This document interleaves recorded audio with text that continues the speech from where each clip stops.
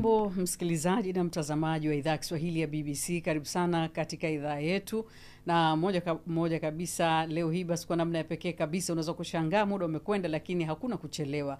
Wakati uliokubalika ni sasa. Namleta kwenu Salim Ahmed Isa. Huyu ni mzaliwa wa Muheza, mkoa wa Tanga. Ni mwigizaji, mwongozaji, mwandishi na mtayarishaji vile vile wa filamu kutoka nchini Tanzania. Yeye anafahamika zaidi kwa jina lake la kisanii kama Gabo Zigamba, jina ambalo limekuwa maarufu sana kiasi cha kudhani kwamba ndilo jina lake halisi na kuficha hilo jina la Salim Ahmed. Yeye ni balozi wa filamu nchini Tanzania, lakini kama haitoshi yeye ni balozi wa chuo cha sanaa nchini Tanzania kinaitwa Tasuba, kiko Bagamoyo hapa Tanzania. Karibuni sana tuwe sote. Kama mna maswali, mna maoni, mnataka kumuuliza Gabo, tunazungumza na Gabo, sio hiyo ya Salim tunaiweka kando kwanza mlivyozoea. Karibuni sana. Mimi ni Regina Mziwanda, mwanzo hadi mwisho tutakuwa pamoja. Leo tukimulika uga wa filamu hapa Tanzania na namna ambavyo Gabo amevuka mipaka kutoka mipaka ya Tanzania mpaka kote alikofika. Tutazungumza pamoja. Naam, karibu sana Gabo. Asante sana, nashukuru sana. Naam, watu wanasema Gabo, wengine hamfahamu, wengine wanahisi kwamba ndio Gabo yeye mwenyewe. Tunafahamu kwamba kazi yako ya sanaa ndio imekuleta sokoni na bila shaka ndio ambayo imekuwa ndio chanzo cha ugali. Gabo kama Gabo ana enjoy kile anachokifanya? Gabo anapenda filamu ama alijikuta tu ili kuweza kujipatia chochote? Kwanza ni muwazi, sikufikiri kama ndakuwa mwana filamu.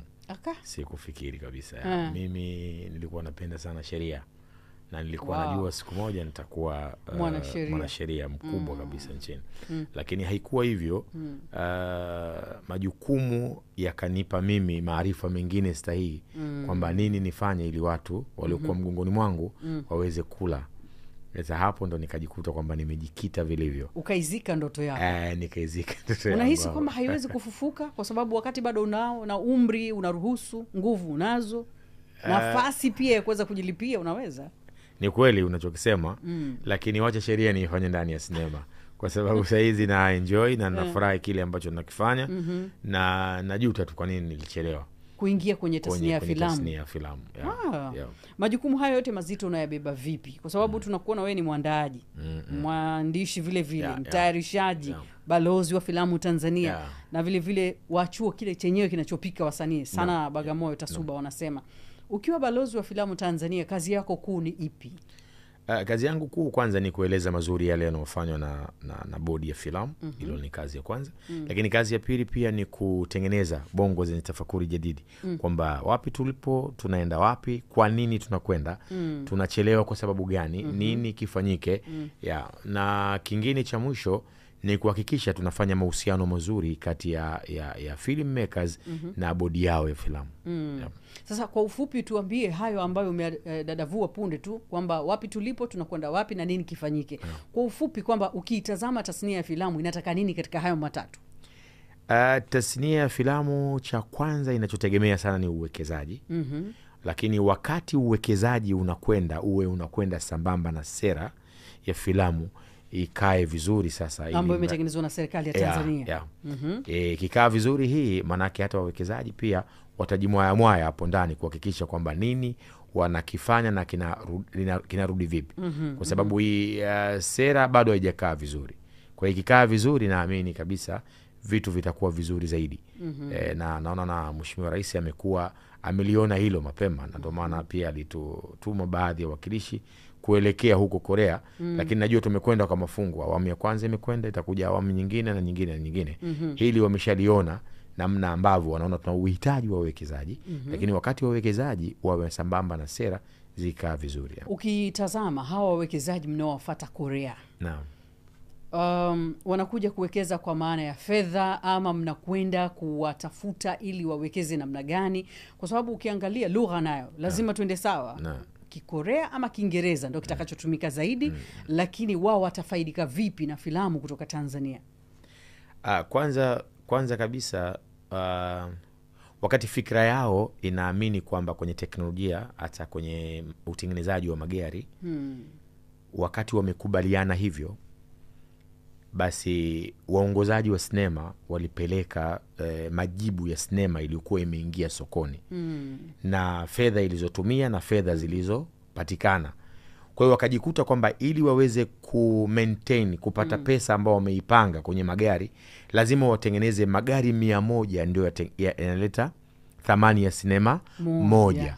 Kwa hiyo wakabadilisha ule mpango, wakarudi kwenye sinema. Kwa hili waliliongea mbele ya Mheshimiwa Rais Daktari Samia, pia naye akaliona hili linatija. Mambo yako mengi, sekta za afya na nini, lakini wakaona bora wawekeze hapa. Uwekezaji wao, nikijibu swali lako, ni kwamba wanawekeza kwanza kwenye taaluma. Namna gani tuwe tayari tumeiva kwenye upande wa kutengeneza, kwenye upande wa elimu, halafu hata wakija wawekezaji basi tunakwenda sambamba. Unalionaje soko la filamu Tanzania, uhai wake, afya yake? Ni kama soko linafubaa ama kufifia, na badala yake mmegeukia kwenye series. Kuna nini huku mlikotoka na huku mlikokwenda, kuzuri kiasi gani? Uzuri wake ni kwamba tu watoto wanakwenda shule, ndio uzuri wake. Lakini tukirudi kwenye upande wa tasnia inaongozwa na sinema. Sasa TV zinaona kuchukua sinema inakuwa ni fupi. Zikichukua tamthilia ni project, ni kitu ambacho kinakuwa endelevu. Lakini sisi ili tuwe hai, tuwe tuna nguvu, lazima turudi kwenye sinema. Sinema kama ulivyosema, soko lake limefubaa na limefifia pia. Na kama sikufa kabisa. Lakini producers wao wameliona hili na wameamka vilivyo kabisa.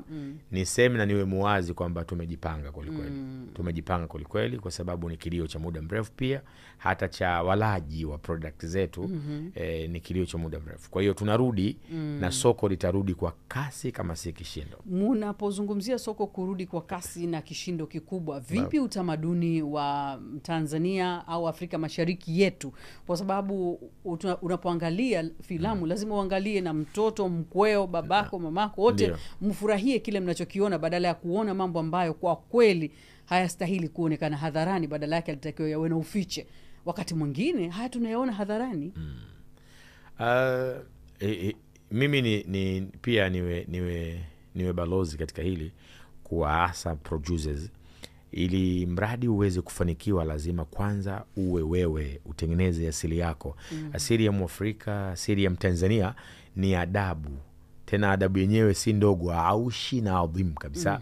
Kwa maana hiyo niseme kabisa, producers wakiwa wanatengeneza kitu cha upekee wa pekee yetu, ndio watu wengine wa kimagharibi wanaweza kutuiga.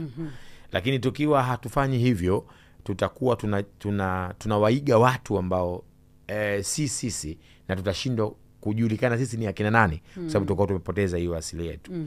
Kwa hiyo mimi naamini sana Watanzania wasikivu, producers wasikivu, waelewa, na wanaamini hivyo, na watu wengi wanasoma sasa hivi.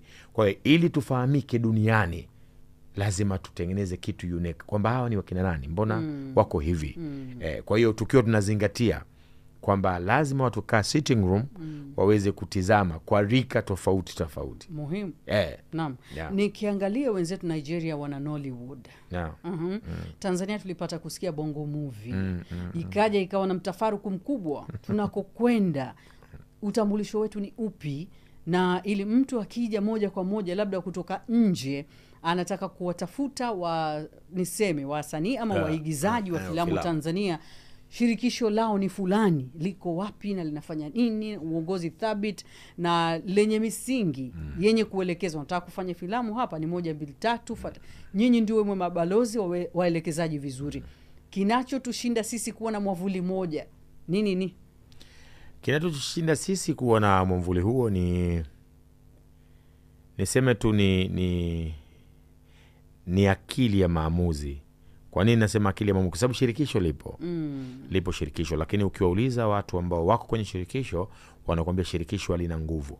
Sasa nguvu huwa zinaletwa na hayo maamuzi ambayo nimeyasema, kwamba kuamua kabla hujategemea utapata nini, wewe uwe umeamua utafanya nini. Ukifanya nini kwa ajili ya shirikisho, litashika kasi na nguvu. Hata tutatengeneza alama kubwa, yeyote atakayefika atatuona na atajua tuko pale tunafanya kitu gani. Lakini bahati mbaya iliyokuwa kubwa ni kwamba watu waliokuwa ndani ya shirikisho, uongozi, ili nasema wazi kabisa bila kuogopa, wanategemea sana labda serikali inaweza ikafanya kitu, labda nani atafanya kitu. Lakini lazima sisi tupige mayowe, lazima sisi tujipange kimikakati, waongoza njia, kwa jitihada, mweke nguvu, msingi, maarifa na nini. Alafu serikali itaona baadaye. Ikiona yenyewe sasa, ndio hata Mungu kwenye utafutaji anasema fanyeni, mimi kwanza nitaona mkifanya, alafu nitatia mkono wangu wa baraka kwenye kile mnachokifanya. Kwa sisi tufanye. Wanafanya mikoani huko, naona wanajitoa, wanafanya, tuwape support kwa pesa zetu, gharama zetu, kwa faida ya baadaye kama sisi tutaichelewa. Na unadhani nani atakayelitia nguvu ilo shirikisho, ikiwa si ninyi wenyewe tuseme waigizaji wa filamu Tanzania? Nini kinachowashinda kuwa wamoja? Mpasuko, mgawanyiko unasababishwa na nini? Ama pengine nisemeje, umaarufu, sifa, ubinafsi? Hasa tatizo ni nini kubwa? Tatizo liko mwisho hapo kwenye ubinafsi. Ubinafsi, roho mbaya, chuki za makusudi za dhahiri kabisa. Hii ndio sumu kubwa sana katika shirikisho, katika wasanii, sisi kwa sisi. Yani ukishakuwa una roho fulani ambayo si roho ya sawasawa, hakuna kitu kitakaa sawa. Kwa sababu chochote utachokifanya mimi nitakionea choyo, kwa kupatia au kukosea mimi nitakionea choyo. Nikikionea hivyo, shetani anakuwa anashika kasi na nguvu, mimi ninakuwa na wafuasi wengi kwenye kukiharibu kuliko kukitengeneza. Kwa hiyo wewe mtengenezaji unakosa support. Kwa hiyo roho mbaya, chuki, husda ndio inafanya sisi tuko hapa tulipo leo. Lakini watu wakielewa hivi, tafsiri ya kumfanyia mtu mabaya huwa inaanza na wewe, na ndio dua kubwa ya malaika. Malaika walivyo huwa wanamwambia Mungu kwa kila anayeomba. Ukiona jicho baya kwangu, huwa malaika wanamwomba Mungu lile linianze mimi. Kwa yoyote anayemwombea mabaya mtu huwa yanamuanza mwenyewe. Na wachunguze watu wa tafsiri hii, wengi wana maisha magumu. Hata kama atakuwa na maisha ya furaha ya pesa, lakini atakuwa na roho anaumia. Kwa nini wewe unafurahi? Kwa nini wewe unafurahika? Ile pia tiale si maisha mazuri kwake. Wachunguze watu wa namna hii, wengi maisha yao si mazuri. Hata kama atakuwa na fedha kiasi gani, anakosa nuru pia. Sasa hiyo silka ni mtu aliozaliwa nayo, inaondoka vipi ili kuweza kuifanya tasnia ya filamu iliyo bora, yenye mashiko, inayoweza kujitangaza yenyewe nje ya mipaka ya Tanzania na bara la Afrika?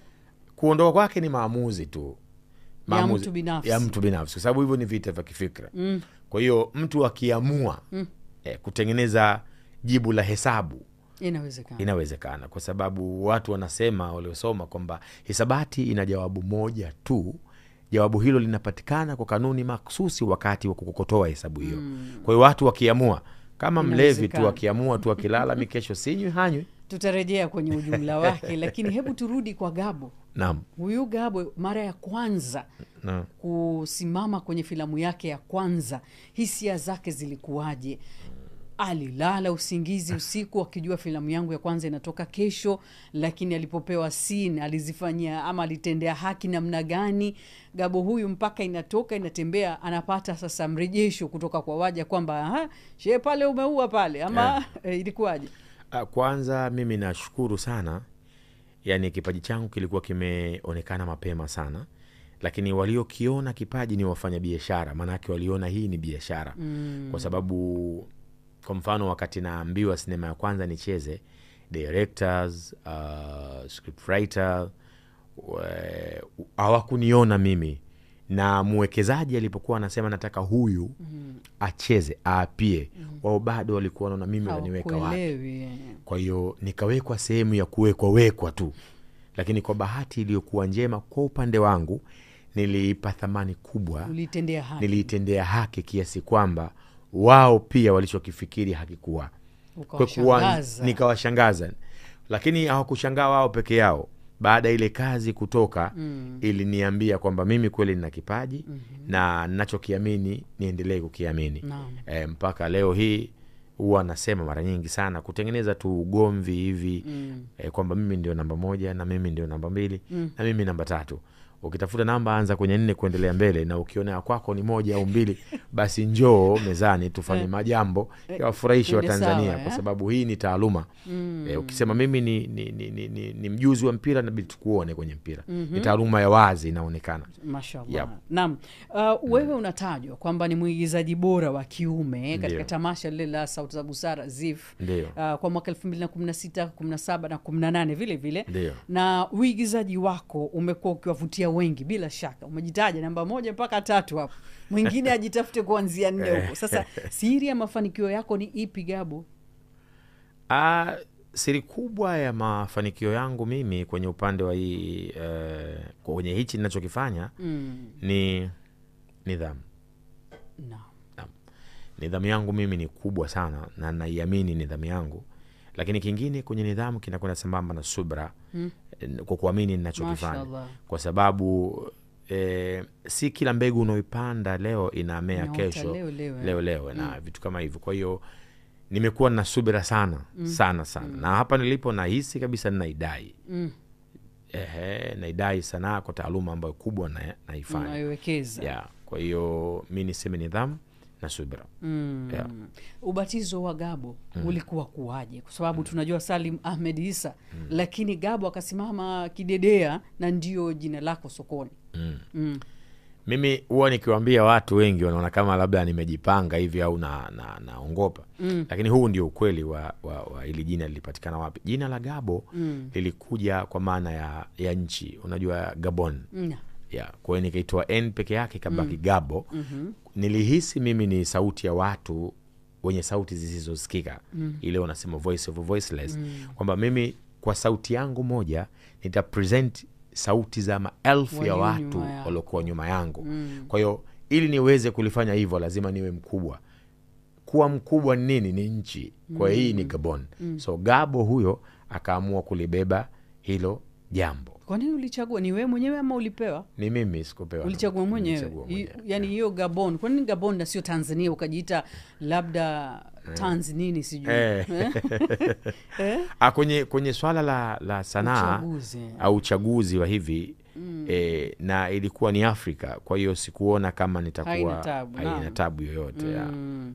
Wako nao sema kwamba wewe umeziba, ni radhi kama hutapenda, lakini Mwenyezi Mungu amrehemu Steven Kanumba. Wanasema wewe ndio umekuja sasa kuvaa viatu vyake, umeziba lile pengo ambalo baada ya kuondoka kwake watu walisema nani sasa ambaye atakuwa almaarufu mwenye kushika nyoyo za watu.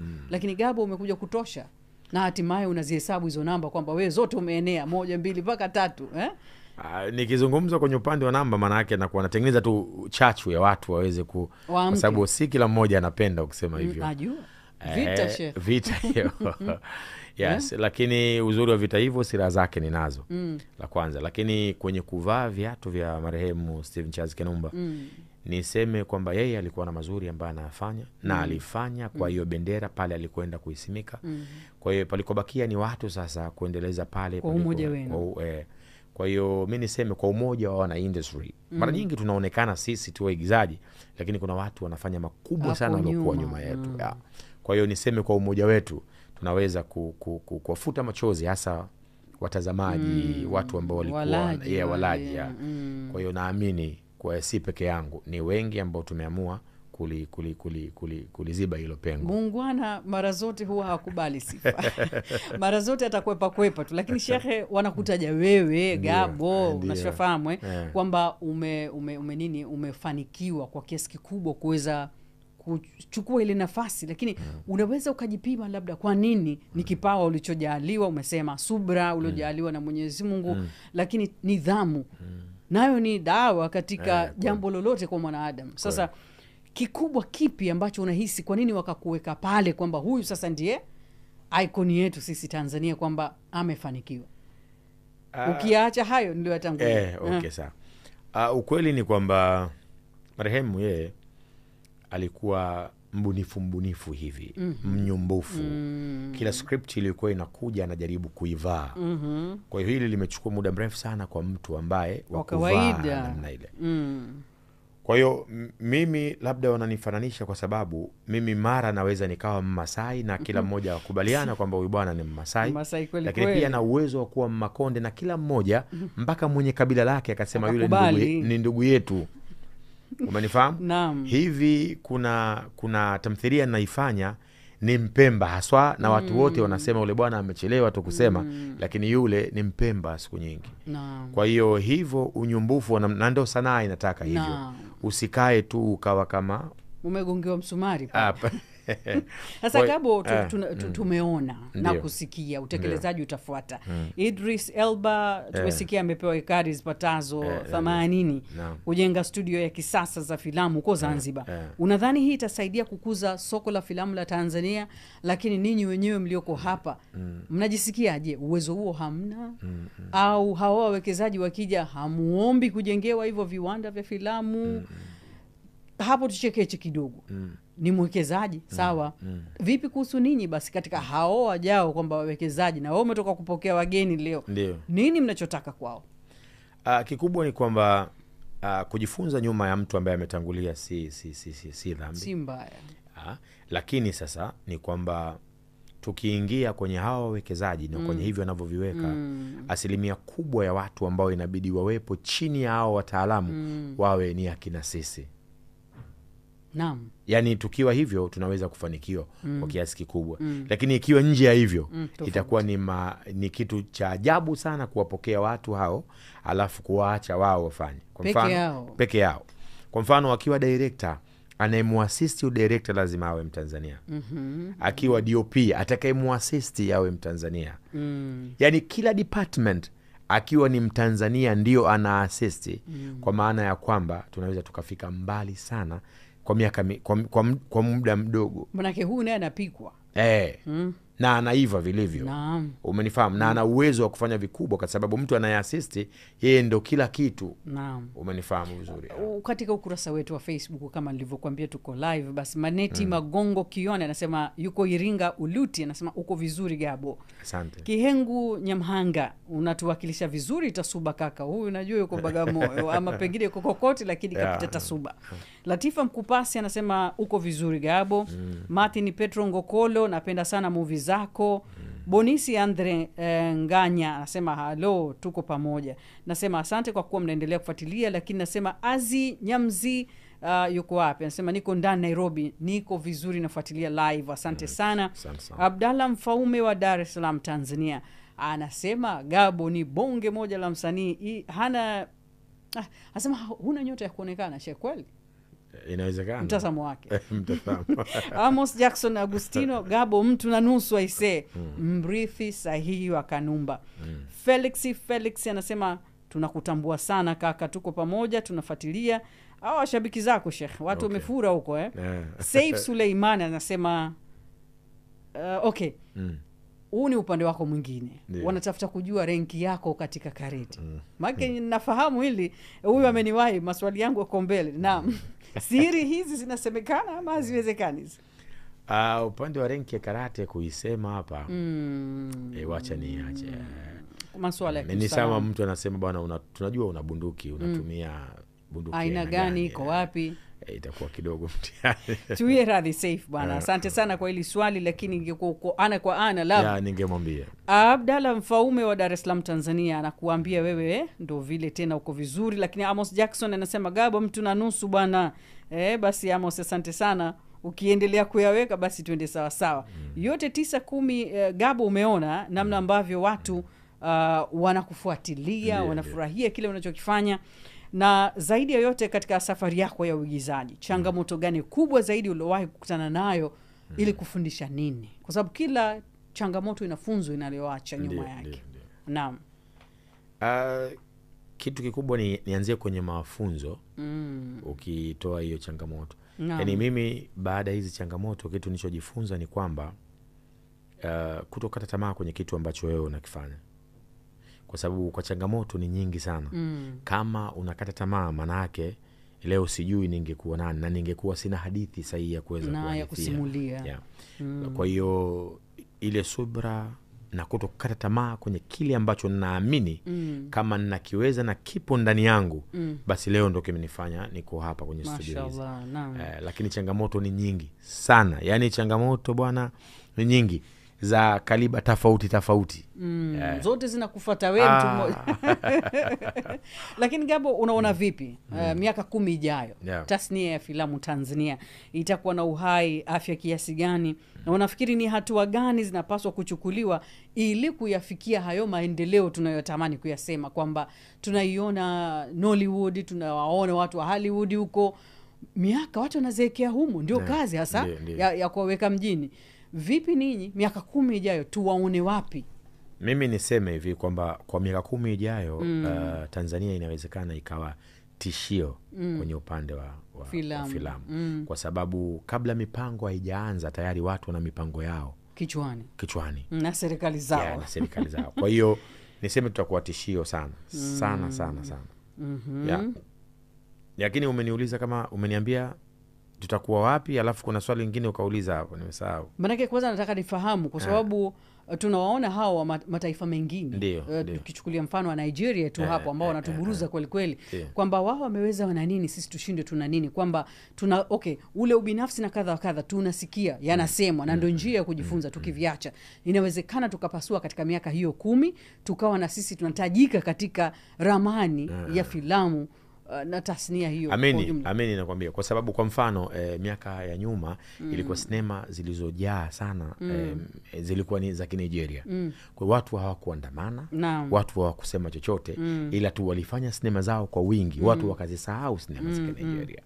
Ili kuwa tishio kama ulivyosema, tunapaswa kuchukua hatua gani zitakazotusogeza kwenye huo utishio? Baki tishio kwa kusema rahisi Sheikh, lakini miaka 10 ijayo tuweza tukajikuta kama hatutachukua hatua, itafika ile miaka na bado hapo ndo nilikuwa nimepasahau kwamba hatua ambazo sasa inabidi tuzichukue ni uthubutu.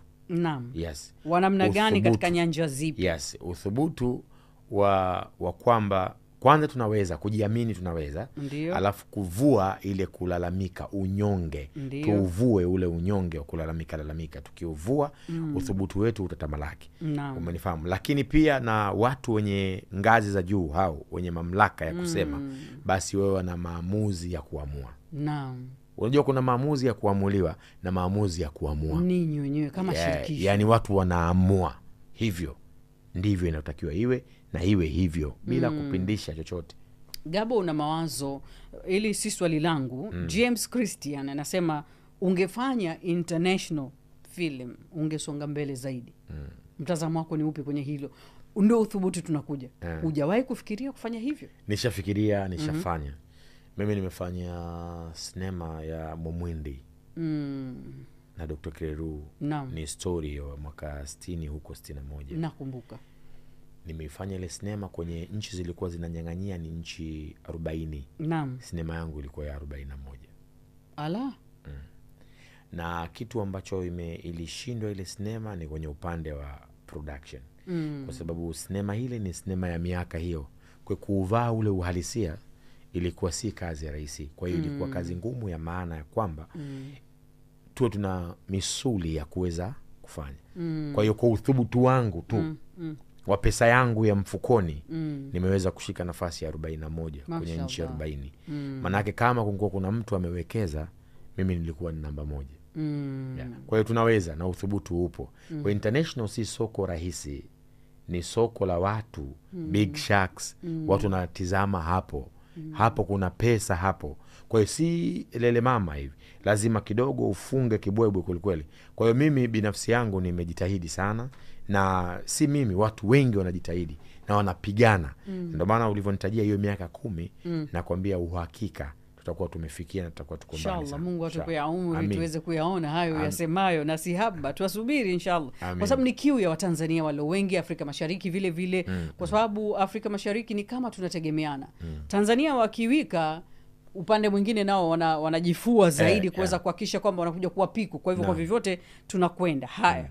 John Kimati anasema bwana, katika wacheza filamu wote wa Bongo Movie Gabo hana skendo za ajabu. She vipi? Ile wanaita nini? Nimesahau bwana kile kitu Bongo wanasema kimenitoka, lakini ndio ikishatoka kitu fulani ndio anakuambia kuna nani imetoka huko, umewezaje kujizuilia usipatikane katika huo mtego. Ni Tiffany amechangia kwamba umekamatika shehe, ufurukuti ukaonekana katika mambo ya ajabu ajabu, imani labda swala zako zinakukamata we mwenyewe. Mimi niseme mwanzo, nimesema kwamba nidhamu ina wigo mpana sana. Naam. Ina wigo mpana sana nidhamu. Si nidhamu ya kuigiza tu. Tegemea wazazi wangu waliniandaa kiasi gani. Hilo la kwanza. Na hakuna binadamu ambao hayuko sahihi moja kwa moja, lakini je, yale makosa yako wewe unayacorrect ukiwa wapi na unafanya vipi? Na unazungumza vipi na Mungu ili aweze kukuhifadhi kwenye macho ya watu wasiweze kuona mambo ambayo lakini namshukuru Mungu kwa kiasi kikubwa sana. Najitahidi. Na huyo ulomtaja pia Mashallah, ni mmoja wifi yetu wa taifa. Pia ni moja kati ya watu ambao amechangia kwa kiasi kingine. Utialijamu wewe kama ni mguu basi kwa maana gani? Kwa maana ya kwamba kwa mfano tukikutawadha kwamba wewe ni imamu, naam, au wewe ni askofu, kuna wakati lile joho kilivaa unakuwa unaogopa waumini utaniona vipi, unajizuilia mwenyewe. Kwa hiyo mimi ndoa yangu yule bwana ameivalisha joho. Mashallah. Kwa hiyo sasa lile joho unaona mimi nikifanya hivi mke wangu ataonekana vipi? Kwa hiyo pia lakini kuna wanaosema kwamba Tiffany ndo amekuwa kama mfadhili mkubwa kiasi ambacho wewe sasa inabidi urudi chini uone kwamba nikitibua hapa sasa mambo yataharibika. Hili nalo limekaa vipi? Kuna ubaya lakini chef? Kwanza hata ingekuwa hivyo hakuna ubaya, lakini hodari wa kulizungumza hivyo ni yeye mwenyewe. Mashallah. Namshukuru Mungu, mimi mke wangu nilimkuta si lugha nzuri kuizungumza, lakini mimi ndio nimefanya amekaa hapa. Mashallah. Hongera. Lakini ni hodari wa kuzungumza hivyo ni yeye.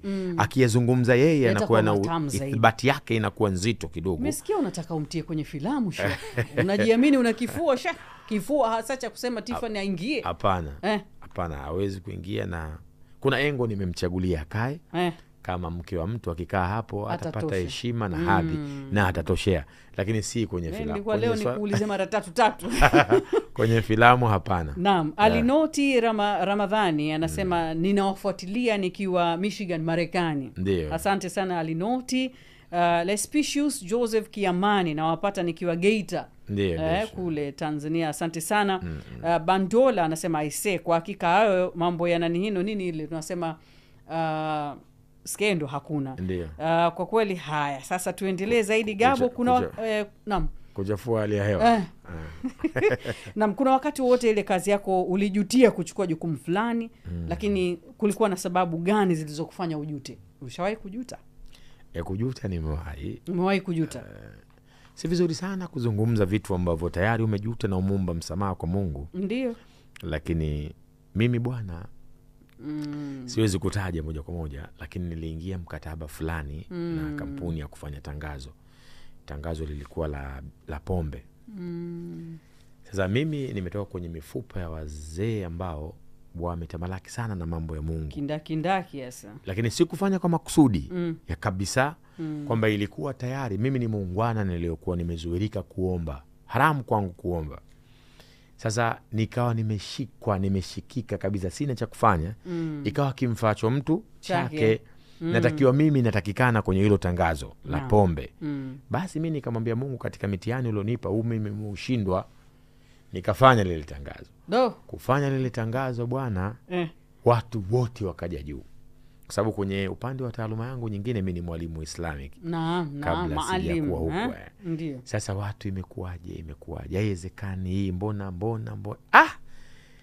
na mimi nikajuta pia. Sasa kwenye kujuta nikateka action.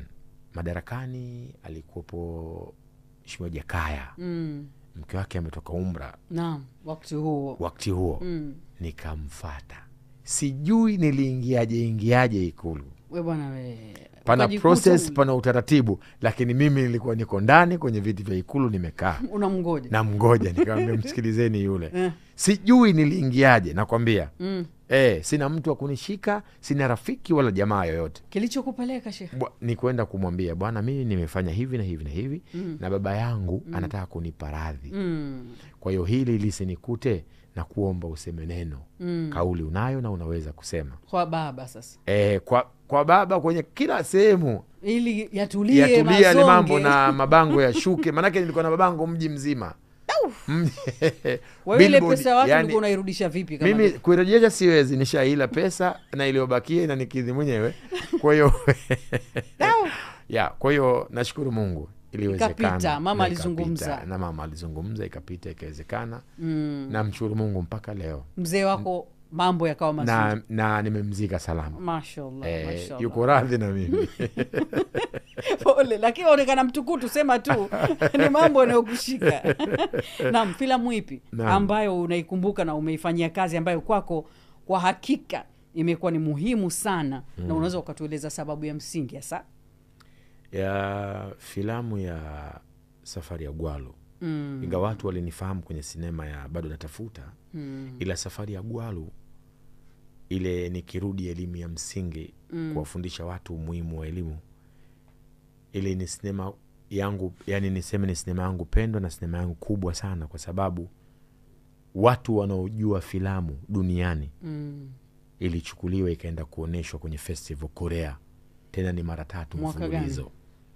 Nakumbuka 2019 ikarejelewa tena kwa mtawalia. Kwa hiyo mimi niseme najivunia. Ili kufaidia nini Sheikh? Faida ya kwanza kabisa ni mimi kwanza kuingia kwenye mianya ya professional art. Yani kwamba sasa sehemu yote ukienda, ukigonga milango, watu wakikuuliza yale maneno yao ya Kiingereza, who are you, ukiwaambia wanakukaribisha. Lakini sinema nyingi ni zilikuwa zipo na zimenitambulisha, ila ni locally. Ile kidogo ilijaribu kwenda kugonga mianya ya international. Kwa hiyo hiyo ndio faida ya kwanza kwa mbegu hiyo ambayo nilipanda. Naam. Unafikiria ni mambo gani muhimu yanayohitajika ili kukuza na kuendeleza tasnia ya filamu barani Afrika? Huku kwetu kwanza, kabla tujevuka mipaka. Naam. Yepi? Mambo yanayohitajika ni kwamba kikubwa ili tuweze kuvuka kwa haraka. Watu washikane kwenye kukitetea Kiswahili.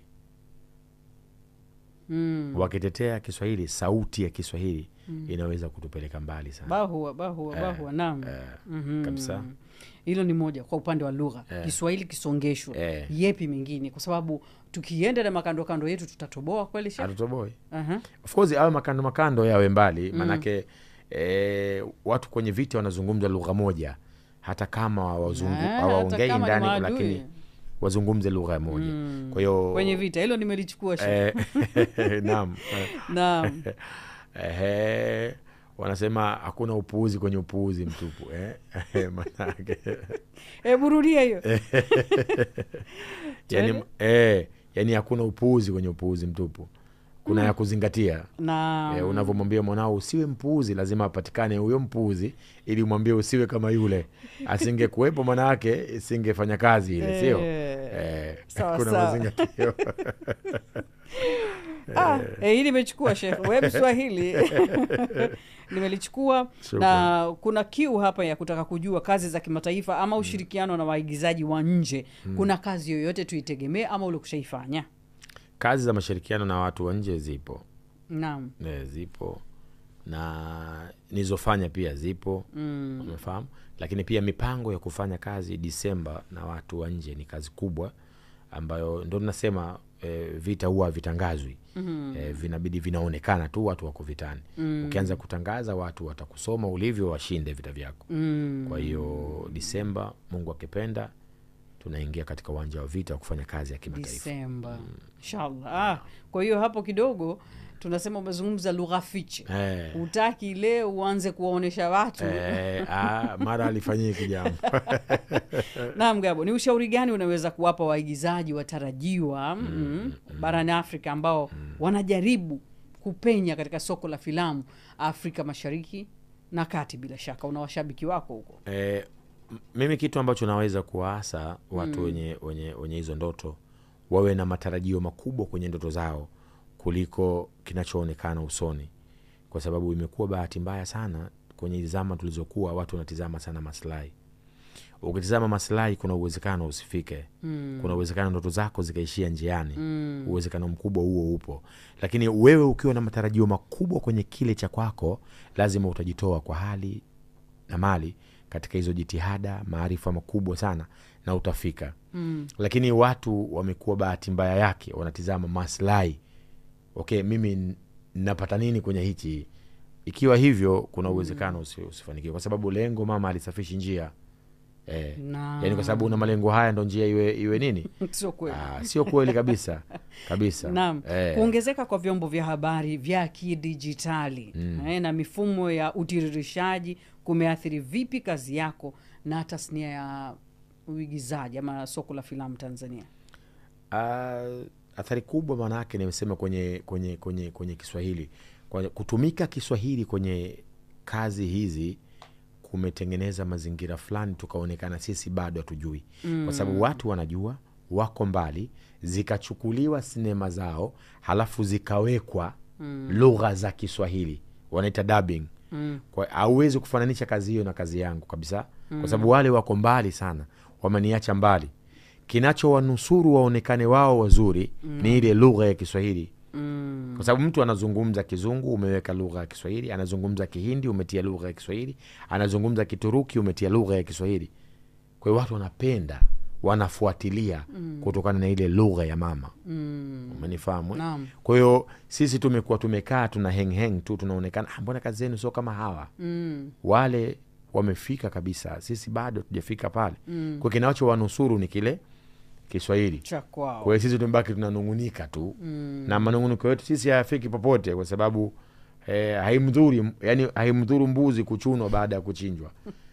Mbuzi unajua ukishakuwa umemchinja alafu unamchuna sio kama anadhurika. Umeona bwana. Kwa hiyo tunalalamika, lakini malalamiko yetu hayafiki popote. Naam, ni filamu gani ambayo ungependa kuigiza lakini hujawahi kupata nafasi hiyo, na ni kwa nini filamu hiyo ni ya kipekee kwako?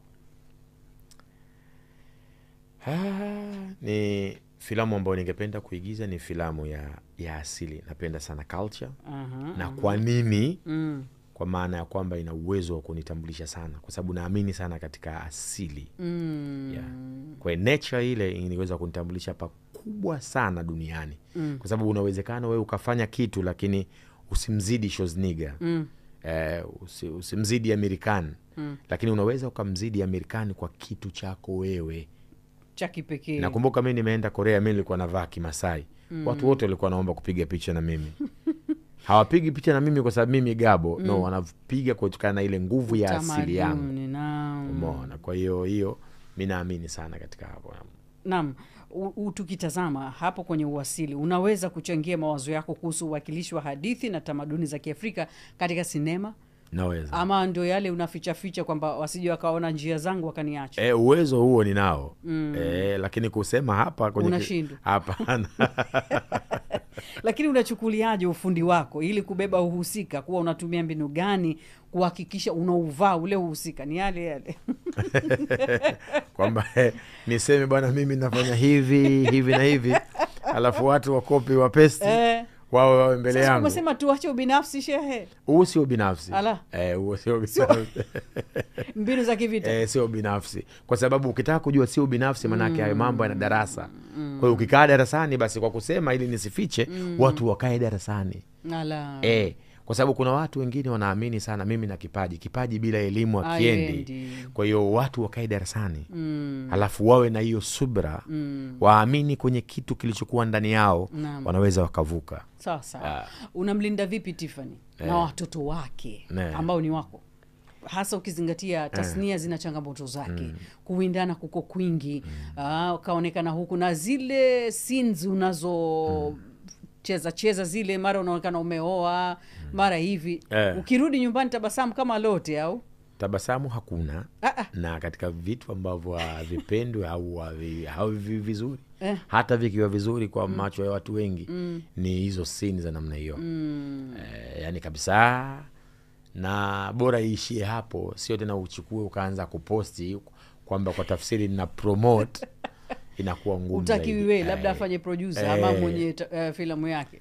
Sasa hata kama mkataba wewe unakubana kwa hiyo hivyo. Lakini namlinda vipi Tiffany? Namlinda kusema ukweli, niseme namlinda na mkono wa Mungu. Mashallah. Dua zangu tu mimi wamejisemea Waarabu wenyewe asubuhi ana alaili wa tarafa nahar. Kwa hiyo ni dua tu bas. Kwa hiyo mkono wa Mungu. Ameshiriki vipi kukusogeza, kukutia moyo, kukuambia endelea, unaweza? Kimsingi ameshiriki kwa nafasi kubwa sana kwa sababu watu wanayaona mazuri mbele, hawafahamu baada ya yale mazuri yalioonekana kulikuwa kuna mchakato gani. Ule mchakato unaliza, unafikirisha, unatia mazonge. Nani anakuwa na mimi kwa wakati ule kuniambia usifikiri sana, usihuzunike. Mungu yuko pamoja na wewe. Umenifahamu? Ni yeye. Kwa hiyo anashiriki kwa kiasi kikubwa sana. Sana. Kama unasema Tiffany asije kwenye tasnia ya filamu, una mtoto unayedhani anaweza akarithi baba alikuwa kwenye tasnia ya filamu, naye aje awe Gabo Junior? Hii ni tabia ya Waafrika kufanya vitu wanavyofanya wazazi na watoto wafanye. Lakini mimi kiukweli namwachia mtoto mwenyewe aje afanye mwenyewe, yeye afanye cha kwake anataka kufanya, yani kivyake yeye anataka nini amekiona. Kwa mimi mimi kazi yangu ni kutengeneza njia, bulldozer, unachonga barabara. Nachonga barabara. Kwa yeye apite. Na hata akiona njia yangu mimi sio ndio iko wapi, nikiona iko sahihi nitamsupport inshallah. Kwa mfano nina watoto wa kike. Watoto wa kike katika wale nilikuwa nao 3. Wa kiume mmoja. Mashallah. Watoto wote. Wote watoto. Sasa mimi ni karateka. Kwa katika matamanio yangu makubwa, na kwa sababu karate ina nidhamu kubwa, mimi nilikuwa mtukutu sana. Unaonekana mtukutu ulikufa baada ya kuwa mimi nimekuwa muumini wa karate. Kwa hiyo wanangu mimi nikatamani wawe hivyo. Yule binti yangu wa kwanza ana lenki yake sasa, yeye ni bado belt moja kuingia black belt. Ana brown.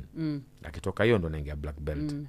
Lakini walomfuata wao hawataki kusikia hilo swala la karate. Kwa nini? Nimelazimisha, nimefanyaje kuvitisha na nini, hawataki kusikia hiyo. Kuna mtu ana urembo hapo, kuna mtu mwingine naona anapenda. Yani kwa hiyo basi, lakini naumia. Nimeumia sana. Kwa nini? Nilitamani, sijui napenda sana karate. Kwa hiyo nilitamani sana. Sana, yani hivyo.